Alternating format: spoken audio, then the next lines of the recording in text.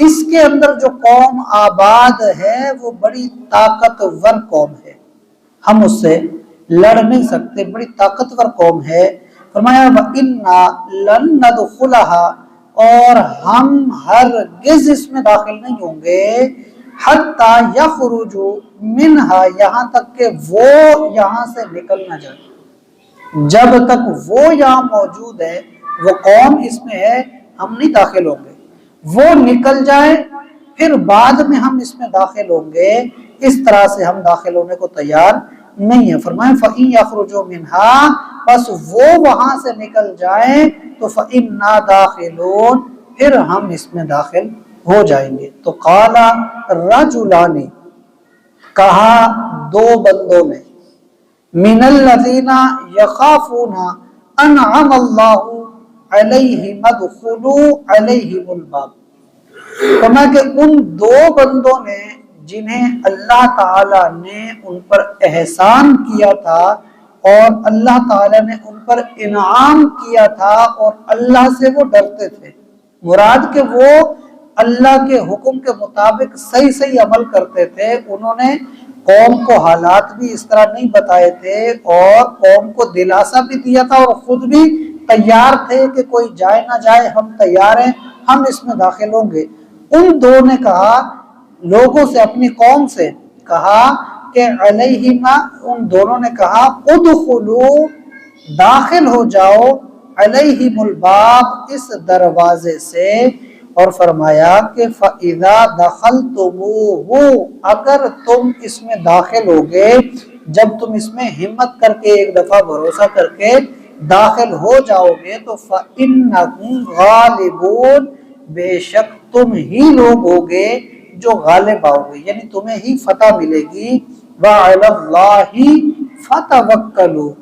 اور چاہیے یہ کہ یقین اللہ پر رکھیں، بھروسہ اللہ پر کرے،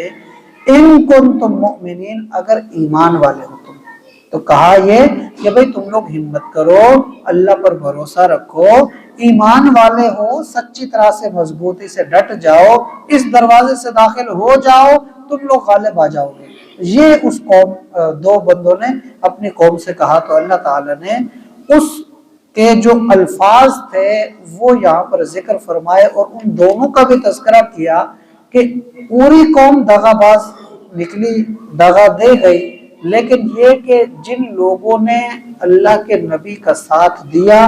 اللہ کے احکامات پر عمل کرنے میں ساتھ ساتھ رہے، اللہ تعالیٰ نے ان کی نیکیاں، ان کا عمل ضائع نہیں کیا۔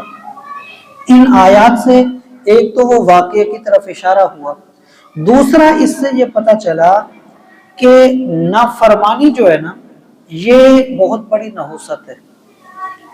اور نافرمانی کی نحوست میں فرما بردار بھی رگڑے جاتے ہیں۔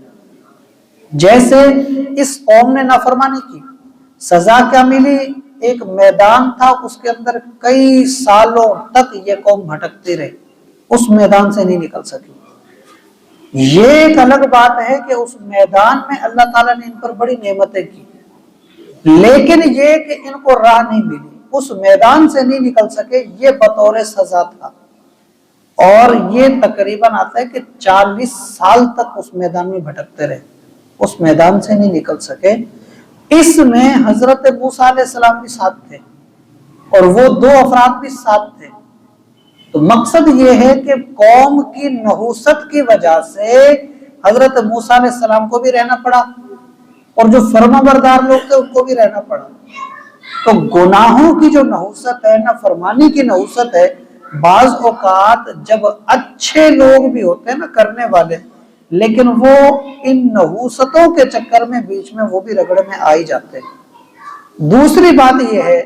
کہ اللہ تعالی اپنے نیک بندوں کا صدقہ بروں پر بھی رحمت فرماتا ہی،